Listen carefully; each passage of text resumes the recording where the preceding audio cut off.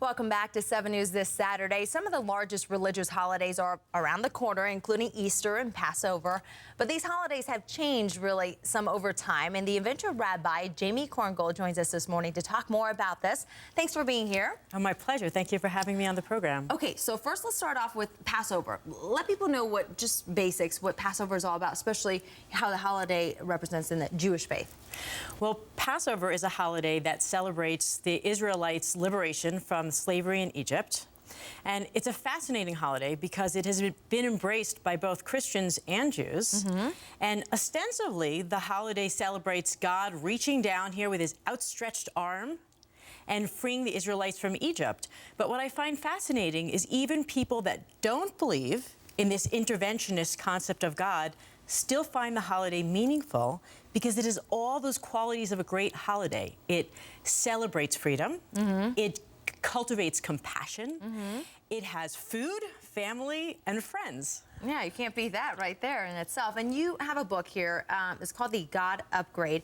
Through researching this book, what did you find? I mean, what is this book about? I wrote my book for Christians and Jews who don't believe in this concept of God coming down here and intervening in our lives, and therefore don't feel that religion has a place for them.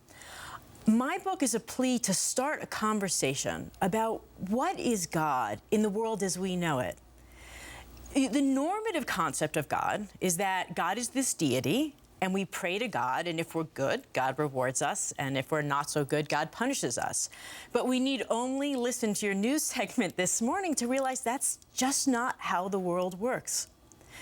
On the website, The God Upgrade, it starts with this image, this wonderful image of this sailing ship poised to sail off the end of the Earth, because the Earth was flat. And then it transitions into a photograph of the Hubble telescope.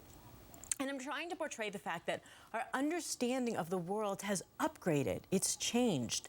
And it's time for us to start an honest conversation about the nature of God so we can really talk and explore and come to a God concept that fits in the world as we know it. Yeah, and we were talking about the change for those who are not religious. Obviously, they have different outlets. And for those who are religious, I think religion really has changed in the way that people think of it, the way it's being presented, the way it's being practiced, if you will, over time. What have you seen in that? I mean, just in all overall scope. You know, 24% of Americans do not believe in a God who interacts in our daily lives.